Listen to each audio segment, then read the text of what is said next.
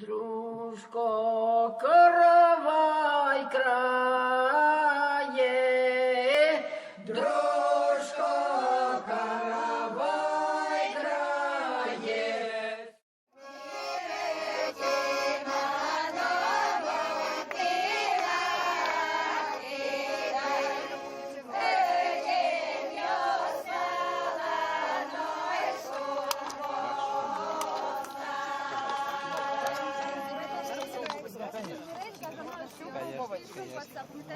Так, вы тоже пробовали? Да, обязательно.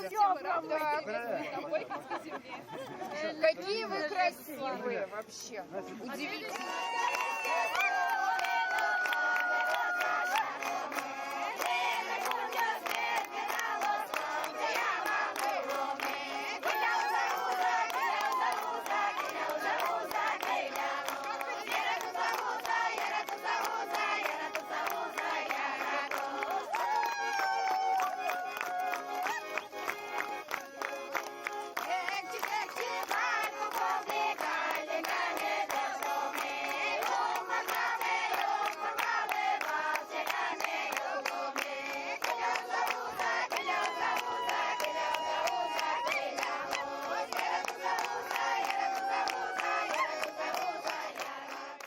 В этом году задумка была, чтобы на эту поляну люди приходили с чистыми помыслами и мыслями.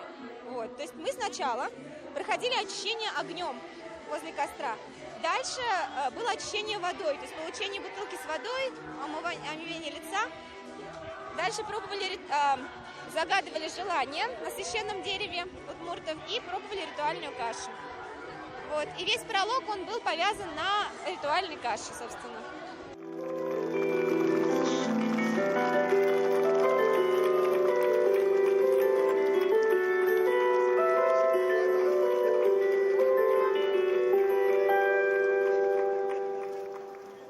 Наши громкие аплодисменты. Грон бутон, если говорить перевод на русский язык, то это грон, это пахать, бутон это заканчивать. Это два глагола, пахать и заканчивать. Вот, если говорить о самом празднике, то есть это завершение пахотных работ. Вот, если говорить о каше, в каждом районе, в каждой деревне эта каша варится своя. Вот.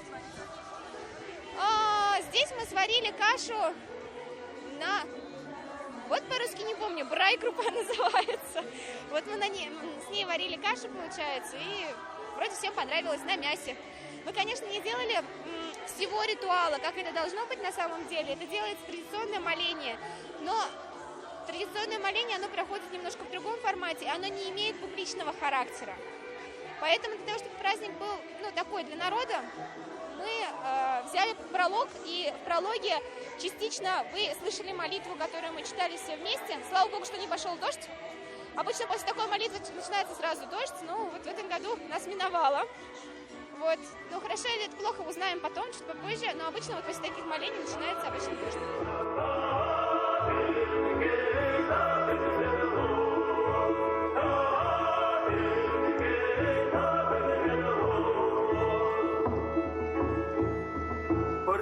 Сёсыш оскона эршёсез вожмаса, борпо выждекет ёсез шунды шёщамен болдыло. Мен колос шебер шунит нояргыт. Ждут верных друзей со всех концов и расстилают радостные дорожки на все стороны, как лучики солнца, чтобы красиво было, чтобы тепло и уютно было.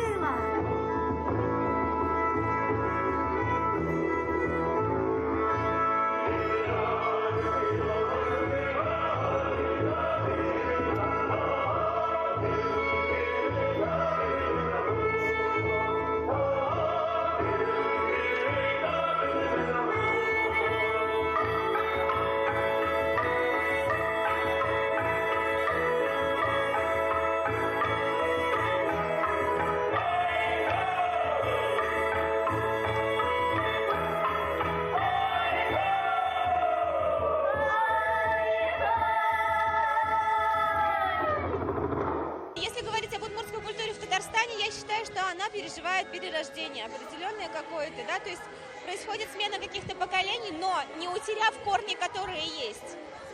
То есть вот эти наблюдаю не только у других тоже национальностей происходит своеобразное пробуждение у народа, и люди начинают возвращаться к корням. И это на самом деле очень хорошо. Если даже ты не помнишь язык, но ты всегда будешь знать, кто ты. Как бы, да, то есть это очень важно.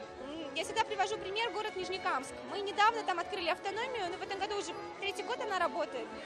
Но когда со слезами на глазах бабушки и дедушки плачут и говорят, что вот я ж удмурт, но дожив до 70 лет, они как-то вот этим вопросом не задавались, а тут уже, видимо, из старости пришел вопрос, куда-то нужно уходить, да, то есть, ну, не хочется говорить куда, вот, но все равно мы начинаем задумываться, откуда мы и кто мы.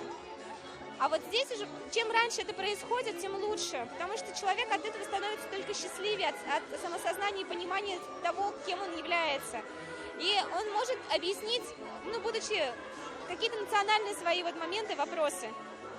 Ступайте по нашим теплым половичкам, сделанным добрыми руками удмуртских женщин.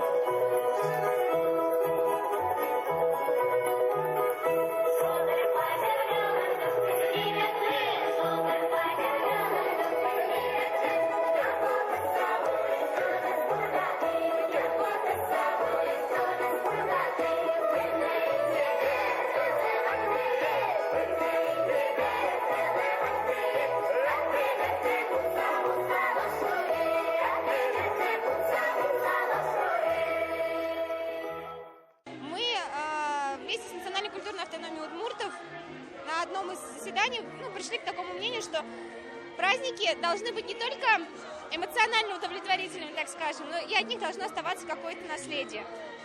Вот, то есть социальное какое-то, социально-культурное наследие, да, то есть вот и, собственно, деревня Бойкино давно мечтала о своем парке, вот, и хотели они его построить на этом месте, получается, и мы вышли с этой инициативой к Мамадышскому району и с ней провести праздник, да, не просто провести праздник, а вот организовать такой, получается, парк.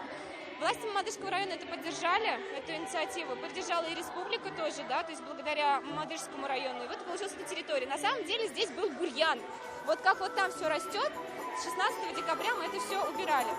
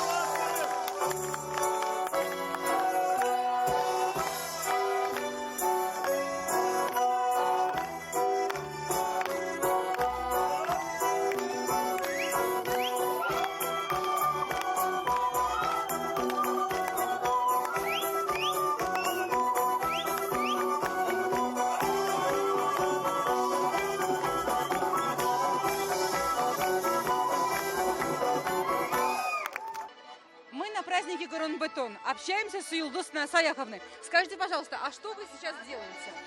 Я вышиваю коврики. Вот эта игла называется панч-игла. С помощью этой иглы вот вышиваю вот такие коврики. Сначала я делаю вот рисунки вот такие, а потом с помощью вот такой панч-иглы я вышиваю. Получаются вот такие вот коврики.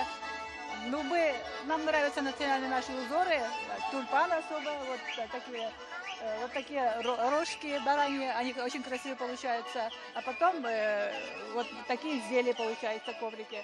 Вот, Насколько это сложно? Ну, сложного нет, просто надо немножко уметь рисовать и подбирать нужные цвета. И получаются очень красивые коврики. Главное, вот цвета подбирать надо умело. А я могу научиться тоже? Ну, естественно, можете. Давайте покажите мне что-нибудь. Так, сейчас вот удерживайте. Так, вот вытащили. Еще. Так, и дальше вот так идете. Ну, ой, не получилось. Ну, еще так уж учится. Так. В основном татарский узор – это цветочный узор. Это тюльпаны, это гвоздики, это трилистики. Они очень красиво получаются. Потому что не запрещено изображение человека, да? Да.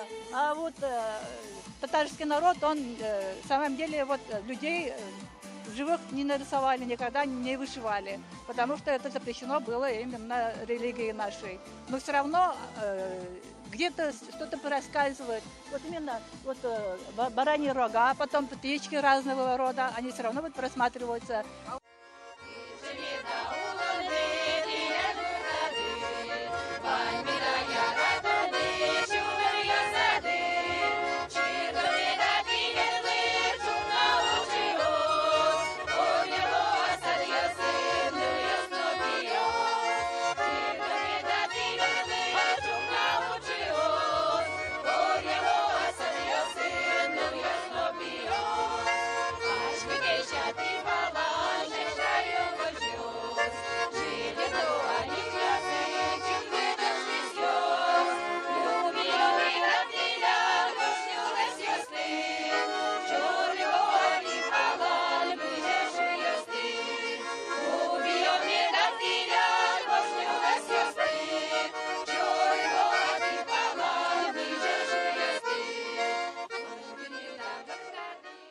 Народ очень богат своей культурой, очень много у него обычаев, традиций. Вот сегодня у нас один из самых красивых весенне-полевых праздников, окончание завершения сева, пахотных работ.